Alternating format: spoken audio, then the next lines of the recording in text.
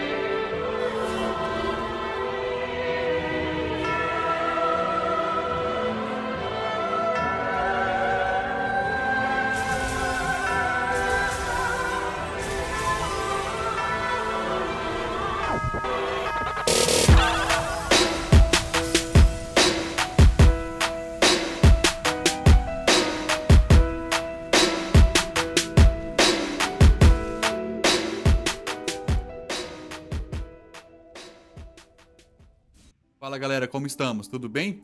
Muito prazer, eu me chamo Horst e bem-vindos a mais um vídeo do canal. Antes de tudo, eu queria agradecer imensamente a todos vocês por todo o apoio que vocês estão dando ao canal. O canal bateu recentemente 6K e eu tô muito feliz. Obrigado a todos, vocês são incríveis. Essa será a parte 2 do Deus do Sangramento, mais voltada para quem já é veterano, tem um pouco de conhecimento do game. Se você caiu aqui de paraquedas ou é totalmente iniciante, recomendo que você vá para a parte 1. Lá eu mostro como você pode pegar os principais itens, armas e montar o setup certinho da build para você já começar amassando todo o jogo.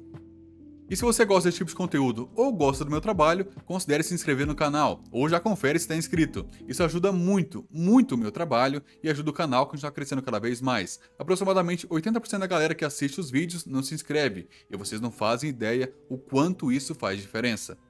E se puder dar aquela força e aquela moral pro canal, considere deixar um comentário com feedback. Eu ouço e leio todos os feedbacks e busco melhorar a cada dia e a cada vídeo para sempre trazer um melhor conteúdo para vocês. Em breve, eu sei que eu tô devendo, mas em breve vou começar a fazer umas lives, tá? Vou avisar vocês nas redes sociais, no YouTube, tô só preparando o setupzinho, todas as intros, todos os esquemas, e assim que tiver tudo pronto, a gente bate um papo pessoalmente nas lives. Fechou? Então, bora lá! Antes de qualquer coisa, é sempre bacana a gente supor que existam jogadores começando agora, então pensando neles, vamos passar rapidamente sobre o que é o efeito de sangramento no game. De forma sucinta, o sangramento é um efeito de status no Elden Ring que escala com o level da arma e com o arcano, além de não ter nenhum tipo de cooldown entre uma aplicação e outra e não sofrer nenhum tipo de redução de dano, ou seja, o dano entra sempre seco e sem dó. Ele faz parceria com vários outros efeitos de status no jogo, como veneno, podridão, gelo e por aí vai. Por muitos, e por mim, é considerado o efeito mais forte do jogo, devido à facilidade de ser usado e o dano altíssimo que ele causa. Como todos os outros, ele funciona da seguinte forma. Imagine que exista uma barra invisível no boss que você precisa encher. Quando essa barra se enche por completo, o efeito é ativado. E no momento que o sangramento é procado, ele é ativado, ele causa 10.5% do HP máximo do boss, mais o dano flat, dano variável, que muda conforme a arma que estamos usando. Outro detalhe é que quanto mais você aplica no boss, maior fica essa barra invisível, sendo necessário acumular ainda mais para o efeito ativar. A título de exemplo, imagine que para ativar o efeito na primeira vez, precisamos aplicar 500 de sangramento no boss. A segunda vez, precisaremos aplicar 650, a terceira 1000 e por aí vai. Será sempre uma progressão aritmética. Salvo exceções, todos os bosses são afetados por esse efeito, o que o torna incrivelmente forte e muito quebrado. Agora que vocês manjam de sangramento, migramos para as armas, para acalmar essa palpitação de vocês. Como esse será o tópico principal, darei mais atenção aos detalhes, explicando de forma completa como funciona os scales e passando pelas armas principais quando se trata desse estilo de build. Não é de hoje que as espadas curvas e as lâminas gêmeas são as queridinhas e as principais escolhas quando falamos de build de sangramento, e com razão, elas são armas incríveis quando usadas de maneira correta. Se você já está familiarizado com o game, sabe que quando equipamos duas armas dessas, uma em cada mão, elas combam entre si e nos proporcionam um dos movesets mais fortes de todo o Elden Ring. Ao pular e usar esse moveset, esse ataque no ar com as duas armas, cada arma irá hitar 2 vezes, totalizando 4, o que por si só já é absurdo, visto o altíssimo dano físico que elas causarão. Porém, cada hit delas ainda irá acumular sangramento, as deixando totalmente quebradas e imorais. Existem diversas escolhas de armas que podemos fazer ao montar uma build de sangramento, umas mais focadas em força e outras mais em destreza. Dentre essas escolhas, podemos citar a espada do ladrão de túmulos, a espada do bandido, a espada do homem-fera, o esfolador da pele divina e a lâmina gêmea do gárgula. Então, com tantas opções, como saber qual é a mais forte? Primeiro, vamos diferenciar os principais pontos das espadas curvas e das lâminas gêmeas para ficar mais claro. Se tratando das espadas curvas, a gente percebe que elas têm menos range, pegam uma distância menor se comparado às lâminas gêmeas, mas, em contraponto, elas são mais leves e gastam menos estamina. Com isso, a gente consegue usar mais ataques em sequência sem descansar, sem ter que esperar a estamina recuperar e, por tabela, mais ataque em sequência, maior dano físico, mais sangramento e maior DPS. Além de tudo, os ataques delas são mais rápidos, elas têm maior ataque speed por natureza e menos tempo de espera entre um ataque e outro, o downtime delas é menor. Por sua vez, downtime menor, ataque speed maior, mais hits, maior DPS. Na outra face da moeda, as lâminas gêmeas têm maior range, elas pegam uma distância um pouquinho maior se comparado com as espadas, porém elas são mais pesadas e gastam mais estamina, a gente tem que descansar mais para recuperar a estamina, o que acarreta em menos ataque em sequência. Além disso, os ataques delas são um pouquinho mais lentos, elas têm menor attack speed por natureza, o que gera maior tempo de espera entre um ataque e outro, o downtime delas é maior. Contudo, elas causam mais dano à postura dos bosses, têm um dano base maior e aplicam mais sangramento por hit. Então, depois de todos os pontos, o que realmente influencia se quisermos buscar o maior dano por segundo possível? E é aqui que entram os cálculos. Se partirmos da hipótese que quanto maior for o dano físico e o acúmulo de sangramento, maior será o nosso dano, as lâminas gêmeas ganhariam. Porém, na prática, não é bem assim que funciona. A verdade é que quanto maior for o attack speed e menor o tempo de espera entre um ataque e outro, maior será o dano por segundo. Isso fica claro quando comparamos os dois grupos de armas. As que batem mais rápido, aplicam mais hits em sequência, causando um maior dano físico e um maior acúmulo de sangramento. E quando o dano físico se soma ao sangramento, temos o maior dano por segundo possível no jogo. O que você prefere? Dar 8 hits em 2 segundos ou dar 4 hits em 2 segundos com dano físico um pouco maior? E é por isso que as espadas curvas são as melhores escolhas para builds de sangramento no game. E para reforçar esse fato e contextualizar vocês, o patch 1.09 trouxe diversas mudanças no jogo como um todo. Dentre elas, um buff muito grande nas espadas curvas, que, além de mudar o scale delas, aumentou a velocidade de ataque, o attack speed e diminuiu o tempo de recuperação, o recovery time das mesmas, depois de um ataque. E isso fez uma mudança gigantesca nelas. Então, eis que eu estava dando uma calculada e analisada nos skills dessas armas para ver o quanto mudou, até que eu me deparo com isso. O DPS da espada do bandido está absurdamente alto, 1425 quando equipados com afinidade de sangramento e 1461 com afinidade de qualidade. Até me assustei quando vi. A explicação para isso é uma junção de fatores, os quais vamos debater agora. Se você não se interessa em saber como que funciona os skills das armas, você pode pular essa parte. Mas, visando facilitar a compreensão, eu vou com vocês no site que eu geralmente uso para calcular o potencial das armas. Todas as armas têm skills únicos e que variam muito de uma para outra. Como primeiro exemplo, vamos pegar a Lâmina Blasfema. Essa que é considerada por muitos como uma das armas mais fortes do jogo, principalmente em builds de fé. O primeiro fator determinante do DPS e do dano da arma é justamente os scales que ela tem por padrão. Percebam que a Lâmina Blasfema tem 0.63 de scale em força, esse que aumenta o nosso dano físico, e 0.9 em fé, esse que aumenta o nosso dano de fogo e o dano da cinza de guerra da arma. Então, dependendo do que a gente quer, são justamente esses scales que vão orientar as nossas escolhas de quais atributos upar primeiro. Além do dano base da arma, um fator determinante, quanto mais alto for o scale, melhor a arma será e melhor ela se beneficiará daquele atributo específico. O ponto da Lâmina Blasfema é que ela é usada apenas com foco nas suas cinzas de guerra, que causa dano puramente de fogo, e ela se beneficia exclusivamente de fé. Então não faz sentido upar força, já que esse atributo aumenta o dano físico e esse nunca será usado. E por que eu falo isso pra vocês? É que dependendo da arma e do objetivo que buscamos com ela, a escolha de atributos muda drasticamente. Não é porque uma arma escala absurdos com determinado atributo que ela ficará quebrada, depende muito do que você busca. Então a Lâmina Blasfema, mesmo que ela tivesse 5.0 de força, ela continuaria sendo uma arma normal, forte do jeito que é, porque o scale em força não muda em nada na arma, então não tem por que upar ela. O atributo em força aumenta só o dano físico dela, como vocês podem ver aqui. O dano físico e o poder de ataque.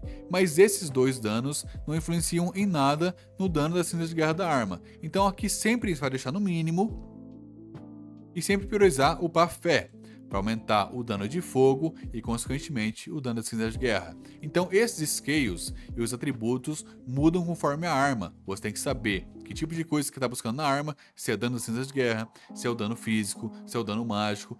B, qual que é o atributo que aumenta esse dano e priorizar ele, assim como também priorizar sempre o scale que tem maior numeração. Tudo bem? Tudo certo até aqui? Estão comigo? Alguma pergunta? Eu sei que é bastante informação, mas seguimos em frente. Agora pegamos outro exemplo, a espada do Carrasco de Marais. É uma espada também muito forte e uma das mais fortes do jogo atualmente. Ela tem 1.13 de Scale em Força e 0.54 de Scale em Arcano. Porém, diferente da Lâmina Blasfema, a Cinza de Guerra, a skill da Marais, tem seu dano baseado no poder de ataque total da arma e do personagem. Em outras palavras, o dano dela depende muito de todos os atributos com quais ela escala, pois quanto maior for o seu ataque, maior será o dano da Cinza de Guerra. E é aqui que começa os cálculos de verdade, pois não é só aumentar os atributos de qualquer forma, existem caps, que nada mais são do que picos de poder que ganhamos ao alcançar certos níveis de atributos. Explicando em outras palavras, imagine que determinada arma ganhe 1 de poder de ataque por cada ponto em força. Então, ao subir de 10 de força para 20, ganharemos 10 de poder de ataque. Do 20 ao 30, ganharemos mais 10. Do 30 ao 40, mais 10. Então, até aqui, nós tínhamos 30 de poder de ataque. Entretanto, quando colocamos exatos 40 pontos em força, ganhamos mais 15 de bônus. Ou seja, de 30 de poder de ataque que deveríamos ter, agora temos 45. Pelo fato de termos alcançado esse cap mínimo da arma. Termos alcançado 40 de força, que é o requisito mínimo para ganharmos esse pico de poder. Geralmente, esses picos de poder acontecem quando alcançamos níveis específicos dos atributos. Na grande maioria das armas, eles acontecerão nos levels 20, 40/45, 60 e 80. Por isso que é ideal sempre calcular o que elevar primeiro e até quanto elevar, para que consigamos identificar esses picos de poder quando eles acontecem e otimizar a distribuição dos pontos. No caso da Marais, vou mostrar para vocês na prática como funciona esses picos de poder e como você otimiza a distribuição de pontos visando buscar o maior poder de ataque. Então a gente sabe que a Cinza de Guerra dela escala com o poder total da arma. A gente sabe também que o maior scale dela é em força. Então, teoricamente, buscando o maior poder de ataque total, que é esse aqui, então atente-se a esse número aqui, a gente tinha que elevar até 80 de força, já que esse é o maior scale da arma. Porém, percebam que eu estou com 604 de poder de ataque, level 148. Mas agora, e se a gente baixar a força até 60 e colocar um 45 de arcano? Percebam que o ataque mudou, foi para 719. E é assim que são feitos os cálculos para buscar esses caps, esses picos de poder, visando aumentar bastante o dano total da arma. Agora vamos fazer outros cálculos aqui para vocês entenderem um pouco melhor. Level 150, 60 de força, 45 de arcano, nos dá 619. Mas agora, e se eu baixar para 55 de força e 50 de arcano, o que acontece? Temos 721. Perceba que ganhamos mais 3 poder de ataque. Então, upar força e arcano em conjunto é melhor do que upar apenas força. Isso se dá porque quanto mais você vai upando, mais vai elevando um atributo específico, menos scale ele vai dando e menos pico de poder você vai ganhando. Então por isso que muitas vezes compensa upar 2 atributos juntos buscando o maior scale. Mais uma vez, vou deixar aqui no mínimo, upar até 80 de força, 82, percebe que o dano dela é mais baixo, tá? Então, o que a gente aprende com isso? A gente entende que armas que escalam com 2 atributos ou têm o scale dividido entre 2 atributos escalam melhor e tendem a ganhar mais poder de ataque físico, ter mais picos de poder do que armas que escalam unicamente com atributo. E é por isso que a gente vem agora para nossas armas principais, a Espada do Bandido e a Espada do Homem-Fera. Perceba que a Espada do Homem-Fera tem 1.16 em força, skill de força, porém os outros skills dela são praticamente nulos. Já a Espada do Bandido tem 0.61 em força e 0.84 em destreza. Então quando a gente começa a levar força e destreza ao mesmo tempo, a gente começa a ganhar mais poder de ataque físico, consequentemente mais pico de poder. E esse é um dos fatores porque a Espada do Bandido atualmente é a arma com maior DPS do jogo. Ela tem 2 scales, ganha mais pico de poder, se beneficia de 2 atributos, então se a gente fizer os cálculos e otimizar da melhor forma possível, é ela que vai começar a escalar melhor, principalmente depois do level 150, quando a gente começa a escalar o segundo atributo. Depois das explicações, acho que ficou mais claro o que influencia diretamente o DPS da arma. O dano base que ela tem, os scales, o ataque speed e a velocidade de animação que a mesma possui, a forma como distribuímos os atributos e os picos de poder. Tudo isso junto determina o quão forte uma arma será. E todo esse rolê foi necessário para subsidiar, dar uma base para vocês saberem como tudo funciona e finalmente analisarmos as espadas curvas. Eu vou deixar as tabelas na tela para vocês acompanharem comigo, mas aqui vamos analisar as mais fortes e viáveis, mostrando a evolução do DPS de cada uma. Começando com a Espada do Ladrão de Túmulos, localizada à sua esquerda, foquem principalmente no dano físico que ela tem e no DPS da arma. Essa em específico foi uma surpresa. Eu pensava que ela era bem mais forte por causa do sangramento passivo, mas ela é bem fraca tanto de primeira jornada, level 150, quanto em jornadas mais avançadas. E o principal fator que a deixa mais fraca é justamente o dano base dela, que é muito baixo. Então por mais que você escale ao extremo e suba tudo ao máximo, o DPS dela ainda será menor, somente por causa do dano base dela. Ainda assim, ela é uma opção muito viável principalmente de início de jogo, por causa do sangramento passivo que ela tem. Como de início a gente tem pouco ponto em arcano para gastar, esse sangramento passivo dela ajuda bastante. Outra versão que ela fica melhor é se optarmos em fazê-la com afinidade oculta, que aumentará o scale em arcano e a deixará um pouco mais forte, mas aqui deixo apenas a sugestão. E agora começando o embate de verdade, temos as duas espadas mais fortes do jogo atualmente. A espada do Homem-Fera, localizado à sua direita e que você farma em Farum Azula, o mapa late game, e ela é totalmente focada em força. A outra é a espada do Bandido, à sua esquerda, e ela você farma no início do game, na parte de baixo de Lingrave. Em questão de scales, a espada do Homem-Fera tem 1.16 em força, sendo esse seu principal atributo. Já a espada do Bandido tem 0.61 em força e 0.84 em destreza, um scale dividido, mas que pende mais para a destreza. Analisando as duas lado a lado, a gente percebe que a espada do Homem-Fera terá um pouco mais de DPS logo no início do jogo, isso considerando que tu use o glitch para chegar em Farum Azula e consiga farmá-las. E essa diferença no dano se dá por causa do scale maior em força, ela ganhará um pouco mais de dano físico, visto que se beneficia exclusivamente desse atributo.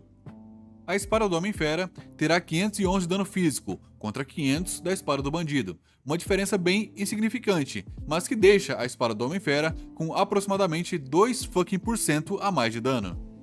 Então, teoricamente, de começo de jogo, a espada do Homem-Fera tem um pouco de vantagem, porém, a partir do level 150, a história começa a mudar. Lembra da espada do Carrasco de Marais, que se beneficia de 2 atributos e ganha mais picos de poder? A espada do Bandido funciona da mesma forma. A partir do level 150, temos mais pontos para gastar, dessa maneira, começamos a escalar força em conjunto com destreza, o que nos gera mais picos de poder e aumenta bastante o dano físico e o DPS no geral. E é aí que a espada do Bandido começa a levar vantagem sobre a espada do Homem-Fera, pois essa última escala basicamente só com força, então quando subimos esse atributo ao máximo, não tem mais o que subir, o que não nos gera mais picos de poder. Então percebam que, a partir do level 150, a espada do Bandido será a espada curva com maior DPS em build de sangramento, e isso a torna a melhor opção de se usar. E como eu mostrei para vocês como farmar runas no guia iniciante, a gente parte do pressuposto que vocês vão conseguir chegar no level 150 com bastante facilidade. Caso goste de força e queira usar a espada do Homem-Fera, vou deixar na descrição o vídeo voltado para essa arma, mas ela só será 2% mais forte até o level 150. Passando de forma bem superficial nas lâminas gêmeas, como vimos, elas terão menos DPS se comparado com as espadas curvas. Dentre todas, as mais fortes para build de sangramento é o Esfolador da Pele Divina e a Lâmina Gêmea do Gárgula. Enquanto a primeira é voltada para destreza, com 1.03 de scale, a do Gárgula é voltada para força, com 1.18 nesse atributo. No geral, as lâminas gêmeas do Gárgula sempre terão um pouco mais de DPS, mas no máximo scale delas, no máximo atributo, o Esfolador da Pele Divina terá apenas 2% de dano a menos que a lâmina do Gárgula. Eu prefiro o Esfolador, porque eu acho essa arma extremamente bonita e muito estilosa, então acho que compensa perder 2% de dano por beleza, mas caso você queira, a lâmina gêmea do Gárgula é a lâmina gêmea com maior DPS dentre todas. Depois de tudo isso, finalmente podemos dizer que a espada do Bandido foi a arma selecionada para nossa build. Dito isso, vamos escolher agora as cinzas de guerra. Quando se trata de build de sangramento, não tem para onde fugir, a cinza de guerra mais forte sempre será a Seppuku. Você é pego de um rola-bola assim que você chega na Montanha dos Gigantes e ela funciona da seguinte forma. Quando usada, você perfura a própria barriga para imbuir a espada com sangue. Quando imbuída, a espada ganhará mais 30 de aplicação de sangramento e 30 de poder de ataque flat, aumentando ainda mais o stack de sangramento e o dano das nossas armas.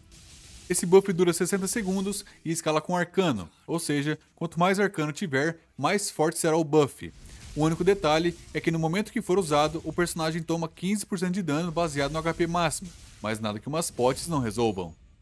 Atente-se que, com essas cinzas de guerra, a afinidade será sempre de sangue, e em bosses imunes a sangramento, como Radagon, Fera Pristina e outros, a gente usará a Lâmina de Pedra. Essa cinza de guerra funciona da mesma forma que a Seppuku, a gente a usa nas duas armas para ganhar um buff passivo. Quando usada, você crava a espada no chão e a imbui com pedras, aumentando o dano físico em 15% e o dano à postura dos chefes em 10% por 60 segundos, sendo muito forte para se usar, com foco exclusivo em causar o maior dano físico possível. Outro detalhe é que com essas cinzas de guerra usaremos a afinidade de qualidade para aumentar muito o skill de força e destreza que a espada do bandido tem, e por consequência aumenta ainda mais o dano físico que ela causará. Resumindo, 90% do tempo você usará sepulcro com afinidade de sangue para ganhar mais poder de ataque e aumentar a quantidade de sangramento aplicado. Em 10% do tempo, em bosses imunes a sangramento, usaremos a lâmina de pedra com afinidade de qualidade para aumentar muito o scale da espada e subir drasticamente o dano físico. E foi por isso que eu falei para vocês no Guia Iniciante para pegar a lâmina de pedra. Skills desveladas só reforçam que vocês precisam duplicar as cinzas de guerra para equipá-las uma em cada arma. Partindo para o set, nós temos duas partes obrigatórias para aumentar ainda mais o nosso dano e uma parte necessária para aumentar nossa defesa. A primeira parte é a Máscara Branca, um elmo que você pega lá no Palácio de Mogwai, matando os invasores. No Guia Iniciante eu mostrei onde pegar ela, e a rapaziada comentou que basta matar o terceiro invasor para pegar, então fica a dica se você ainda não pegou. Ela nos dará 10% de dano por 20 segundos quando tem sangramento próximo, e como o foco da build é ficar aplicando constantemente esse efeito de status, ficaremos com esse buff ativo o tempo todo.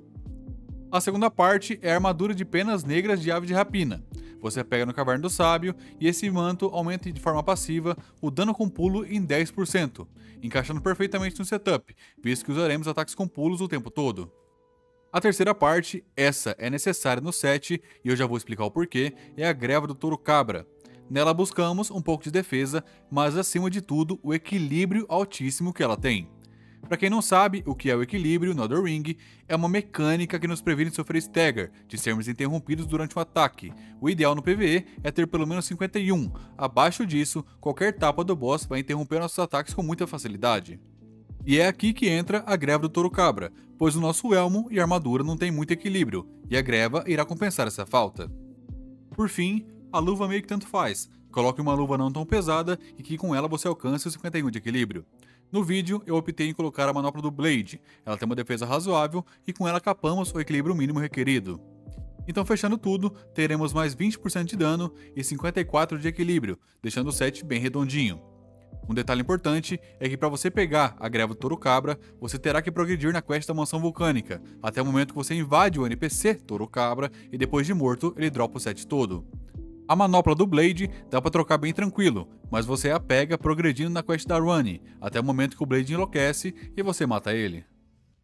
E para fechar os equipamentos, vamos falar de talismãs e Elixir.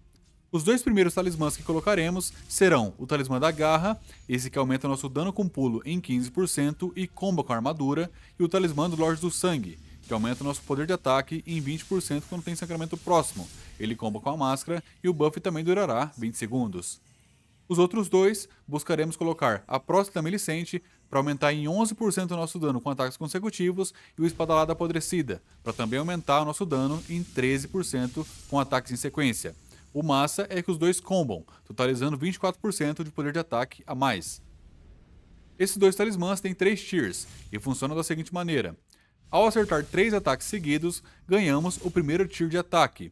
Ao acertar mais 3, subimos para o segundo tier e por fim, ao acertar mais 3, chegamos no último tier de ataque. Como as nossas espadas dão 4 hits por vez, então basicamente com 2 pulos a gente já estaca ao máximo os talismãs. Um detalhe importante é que caso você pare de bater por 1.5 segundos, os tiers começam a cair. Então esses talismãs só são úteis e fortes em builds que batem rápido ou que usam bastante ataques consecutivos. O problema é que ambos os talismãs você pega fazendo a quest da Melicente, então de primeira jornada, recomendo que faça a quest e pegue a prótese. Em segunda jornada, tu pode fazer a quest novamente e pegar a Espadalada Apodrecida. De começo, de primeira jornada, você pode substituir o Espadalada Apodrecida pelo Espadalada normal. Ele nos dará mais 10% de dano com ataques consecutivos, sendo extremamente forte de início, e quando você refizer a quest e escolher o outro final, você troca pela versão superior. Um outro talismã que você pode usar contra bosses imunes a sangramento, no lugar do Lorde do Sangue, é o Talismã da Tartaruga Verde. Ele é mais voltado para qualidade de vida e sobrevivência, pois aumenta nossa recuperação de estamina em 18%, recuperando 8 por segundo. No Elixir, colocaremos duas lágrimas muito fortes para deixar a build ainda mais quebrada. A primeira e obrigatória é a Lágrima da Rachada Espinhosa. Ela funciona exatamente da mesma forma que a Prótese e a Espada Alada, aumentando o poder dos ataques em sequência em 9, 13 e 20%. Só nesse combo de Talismãs e Lágrima já ganhamos mais 44% de dano, totalmente quebrado, loucura demais. A outra lágrima que vamos equipar será a Rajada de Verde, para aumentar em 15 a recuperação de estamina por segundo. Ambas duram 3 minutos, tempo suficiente para finalizar as lutas. E se você é totalmente iniciante e está passando um pouco de sufoco, eu queria deixar a recomendação de um summon para lhe ajudar contra os chefes. Como temos pouca mana, a opção mais forte e quebrada será o summon da Lágrima Imitadora. Se você assistiu o Guia Iniciante, ele funciona da mesma forma do primeiro boss de Nokron. Quando usado, consome 660 do nosso HP e cria um clone do nosso personagem, com as mesmas armas e equipamentos. Então você já deve imaginar o estrago que o summon consegue fazer, visto que ele também causará sangramento no boss. Eu recomendo você tentar jogar principalmente solo com essa build, pois o summon deixará o jogo no modo easy, pois 2 personagens aplicando sangramento é ridículo de forte. Você o pegará de um baú em Nokron, mesmo local da Lâmina de Amolar Preta. Partindo para a reta final, vamos falar dos status e dos buffs. Caso não tenha assistido, no Guia Iniciante eu comento que a melhor classe para iniciar com essa versão, voltada para a destreza, é a classe Bandido. Ela já começa com destreza e arcano bem alto, atributos principais da nossa build. Os status foram calculados e otimizados visando o melhor aproveitamento e buscando o maior DPS possível. Então a gente começa com 50 de vitalidade, fica entre o mínimo e o máximo recomendado, e em builds melee, essa é a recomendação padrão. Perceba que vitalidade tem 3 caps, sendo level 40, 50 e 60, nesses níveis específicos, o personagem ganha um aumento muito grande de HP. Mente deixaremos no mínimo, a build não gastará mana e fortitude elevamos até 30. Esse valor é obrigatório para termos estamina suficiente para spamar os ataques com pulo, por natureza. Ataques no ar com 2 armas gastam mais estamina que o normal, então precisamos capar 30 para ter estamina suficiente. Outro detalhe é que com 30 de fortitude, alcançamos a carga de equipamento necessária para equipar todo o set, armas e talismãs sem ficar com rolamento pesado. Então aqui se for mudar, é só para cima e nunca abaixo desse valor. 55 de destreza de começo, como a nossa arma escalará principalmente com esse atributo, colocamos 55 porque nesse level alcançamos o cap médio nesse atributo e ganhamos um pico de poder muito grande, consequentemente aumentando o dano físico das espadas. Perceba que eu coloquei 55, mas aqui eu estou contando com a próxima Melicente. Esse talismã nos dá mais 5 de destreza, com ele alcançamos 60 e economizamos alguns pontos. 45 de arcano de começo também, para alcançarmos o cap mínimo nesse atributo e ganharmos um pico de poder muito bom. Aumenta bastante o sangramento aplicado pelas armas e de tabela um pouco de dano físico também. Ao término, colocamos 20 de força, para chegar no primeiro cap desse atributo e também ganhar mais dano físico e aumentar o DPS da arma. A partir desse momento, onde capamos vitalidade e temos HP muito bom, e capamos fortitude para ter estamina e carga de equipamento, todos os levels que formos ganhando serão distribuídos com foco exclusivo em aumentar o poder de ataque total da arma e o DPS da mesma. Então a partir do level 150, você buscará o level 200, priorizando imediatamente levar destreza até 75, que, com os 5 de destreza da prótese, alcançamos 80. Nesse level chegamos ao máximo skill da arma, e é quando ocorre o último pico de poder nesse atributo. Seguido dele, você começará a aumentar força, para começar a aumentar o skill das espadas nesse atributo, aumentar o dano físico e o DPS no geral. Já no level 250, você já alcançou os maiores skills das armas em destreza e força, a partir daqui é só focar em arcano para aumentar o sangramento que as armas aplicarão, e no level 265 é quando a build alcança o poder máximo, e você se torna o verdadeiro deus do sangramento. Por curiosidade, os clipes foram gravados no level 250, eu só priorizei fé ao invés de arcano para conseguir usar os buffs que vamos falar agora. Como os buffs geralmente trazem muitas dúvidas, eu separei uma seção específica para a gente poder conversar sobre eles. O jogo traz diversas categorias de buffs, mas aqui vamos afunilar nos mais importantes, que são os buffs de aura e os buffs de corpo. No que tange os buffs de aura, nós temos 3 que serão os mais fortes e mais usados. O primeiro é chamado de Voto Dourado, o Encantamento. Ele requer 25 de fé para ser usado e nos dá 15% de dano e nega 10% de dano recebido por 80 segundos. O segundo é chamado de Voto Dourado também, só que dessa vez é uma cinza de guerra. No Guia Iniciante eu mostro como pegá-lo, e você geralmente equipa em uma arma secundária para ter acesso ao buff. Ele não requer nada em específico, e quando usado, nos dá 11,5% de dano e nega 7,5% do dano recebido por 45 segundos. Por último, nós temos o Estandarte do Comandante. Esse buff é derivado de uma arma que você pega em Kaelid, do Comandante O'Neill, e a arma requer 24 de força e 14 de destreza para ser equipada. Geralmente deixamos ela equipada na mão secundária, do mesmo jeito da adaga do Voto Dourado. E quando esse buff é usado, ele nos dá mais 20% de dano e nega 20% do dano recebido por 30 segundos. Como você deve imaginar, os buffs não estacam entre si, então temos que escolher um. Dentre os três, o Voto Dourado Encantamento é melhor somente pela duração de tempo maior, mas como ele requer 25 de fé, é um pouco inviável pra gente. Então de começo, manteremos a Cinza de Guerra do Voto Dourado e posteriormente, quando tiver bastante fortitude e carga de equipamento, tu pode trocá-lo pelo Estandarte do Comandante. E apesar da baixa duração de tempo, esses 20% de dano que ele proporciona faz uma diferença absurda no final. No que se refere aos buffs de corpo, nós temos 4 opções que são as mais usadas. A priori, temos o Chama Considera-me Força.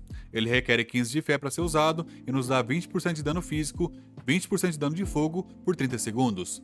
Bem simples e intuitivo, mas não deixa de ser um buff muito forte.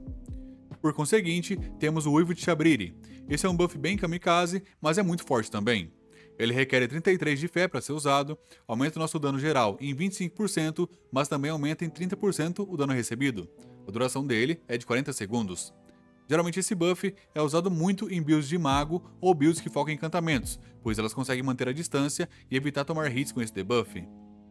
Na sequência, temos 2 buffs derivados de consumíveis, ou seja, você terá que craftar os itens para ter acesso ao buff. O primeiro é a Carne Exaltada. Quando consumida, aumenta o dano físico em 20% por 30 segundos, idêntico ao Chama Considera-me Força e sem muito segredo. O outro consumível é o Frasco do Aromático de Sangue.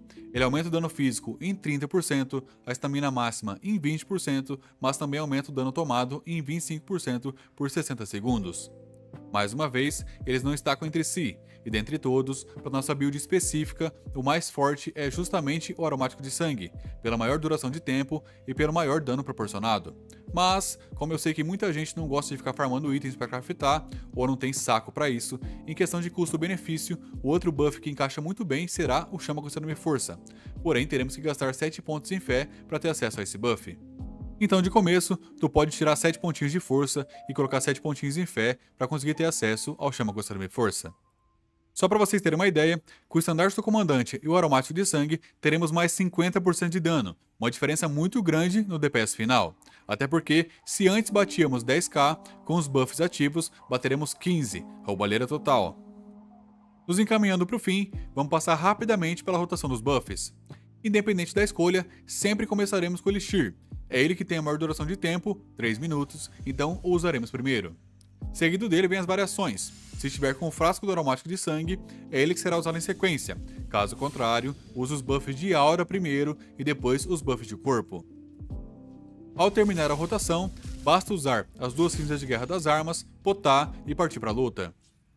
Adendos importantes: para usar o buff do Chama Considera-me Força, tem que ter equipado um selo na mão secundária. Geralmente na mão direita eu deixo a adaga com as cinzas de guerra do Voto Dourado e na mão secundária esquerda eu deixo o selo. Eu troco as armas, uso os buffs e depois volto para as espadas. Para usar a cinza de guerra de sepulcro ou lâmina de pedra nas 2 armas, primeiro você usará da mão esquerda. No PC é F mais botão direito do mouse. Para segurar a arma da mão esquerda nas 2 mãos, use a cinza de guerra, depois volte ao normal e use a cinza de guerra da mão direita. Qualquer dúvida é só mandar que a gente bate um papo sem caô. Então, rapaziada e meninas, com os buffs eu declaro encerrado o guia completo e aprofundado do Deus do Sangramento versão 2.0, com foco em destreza e nas espadas dos bandidos. Qualquer dúvida, sinta-se à vontade para perguntar, e se você gostou ou esse vídeo te ajudou de alguma forma, peço carinhosamente que você se inscreva e deixe um like. Esse vídeo deu um baita trampo para fazer e não custa nada para vocês. Obrigado a quem ficou até aqui, espero que tenham gostado, abraço forte do Hor, fiquem bem, beijo no coração e até o próximo vídeo.